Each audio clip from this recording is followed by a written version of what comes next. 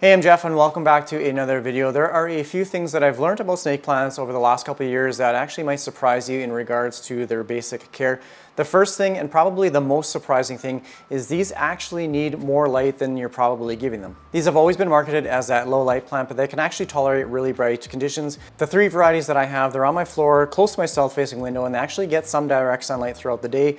This little bird's nest sansevieria is on my plant shelf, and again, it receives some direct sunlight in the morning, and they all do extremely well. They're always pushing out new growth, so they like that high light location. I like to use a light meter to help me determine what type of light my plant is getting. So low light plants are typically in the ranges of 50 to 250 foot candles. Medium light is that 250 to 500 foot candles, and higher light is basically anything over 500, kind of that 750 to like over 1,000 foot candles. This is just a simple, easy way to determine whether your plant is getting enough sunlight in that certain area. If you have your plant in low light, just expect that the growth is going to be much slower than if you had it in a high light location. If you have it in a low light location and you want to keep it in that spot, you can always supplement the sunlight that it's not receiving with a grow bulb. So something cheap and simple, or whatever it is you use, these plants will definitely appreciate the extra sunlight that it would receive from a grow light.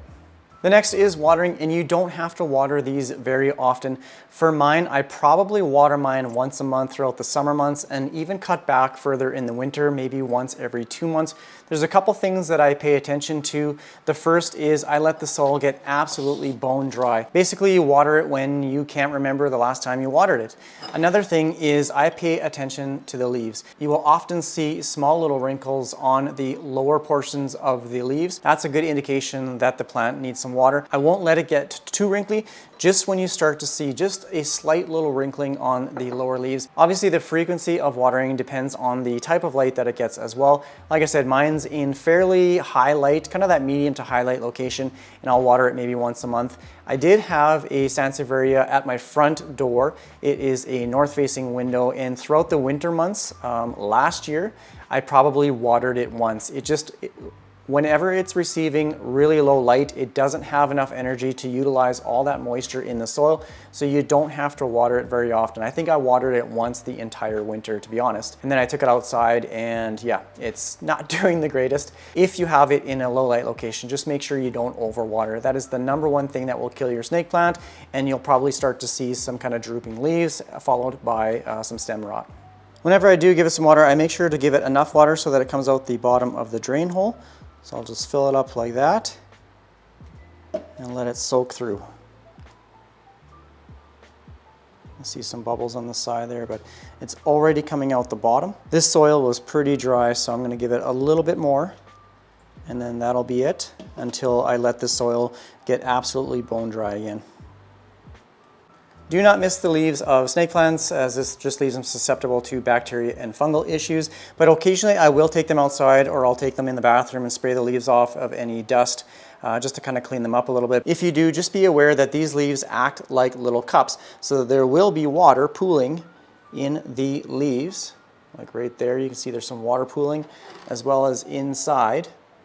Down at the very bottom. So if you do spray them off, just make sure that you take the plant and just kind of tip it upside down, so that water drains out of the leaf. Otherwise, it has the potential to rot the leaves if the water stays in there. It doesn't have a way to actually just drain it out.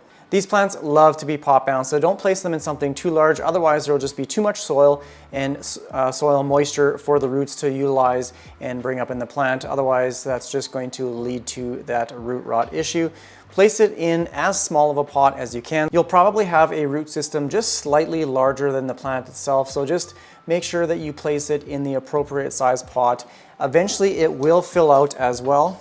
They do send out little rhizomes which do produce more plants, so it will quickly fill out the pot when given the right conditions. And the nice thing about these plants is that they're really easy to propagate. So if it does outgrow the pot, most times it'll send out these little runners or the rhizomes. Once it reaches the edge of the pot, it will start to push upwards and you will get some new growth, like this little shoot popping out right now. This Sansevieria Whitney has been propagated probably 2 or 3 times. It's been in the same pot since I bought it, and it just continuously puts out new growth. So that's the kind of fun thing about these plants in the right conditions, is that they are really fast growing. You can take many propagations, you can trade them, give them away, whatever it is that you decide to do with these, or even start an entirely new plant. I'm just going to take this out of the pot and show you how quickly you can propagate these plants. Here is the rhizome. So there is a shoot that comes off the mother plant. It's right here, and eventually it reaches the edge of the pot and it spits out a cutting from the side. So I like to just kind of remove as much soil as I can from the side. I'm just going to lean that right there. And you take a utility knife or a pruning shears and just cut that rhizome like so, and then you can pull out the propagation. And that's how easy it is to propagate these plants. You can literally stick this in its own new pot of soil and you can start an entirely new plant, or you can trade this, whatever it is you like. Here is another one popping through, so I'm going to put this back in the pot. This definitely needs some water as well.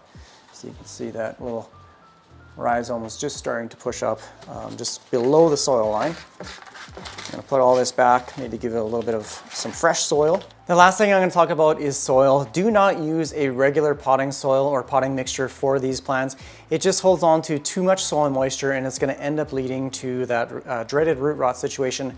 I only use a cactus succulent mix. I'll use ProMix's cactus and succulent mixture. It's just a really well-drained soil, which is perfect for these plants, and sometimes I'll use even a little bit of orchid bark just to help with that added drainage. And now this one, I'm just going to put some fresh soil on top and around the edges here as well. So it's got a couple little gaps that it's lost soil since taking it out of the pot. So I'm just using my pencil and I'm just filling in those air pockets with soil, making sure that I'm not damaging that new little rhizome sprout or growth underneath the soil. I'm going to give this one some water as well because it's absolutely bone dry. I don't even remember the last time I watered these. So I'm going to clean this up, give this some water, and then that'll be pretty much it for this video. So I think that's going to be pretty much it. I hope this video helped you with your understanding of snake plant care. If you have any comments or questions, please leave it down below in the comment section.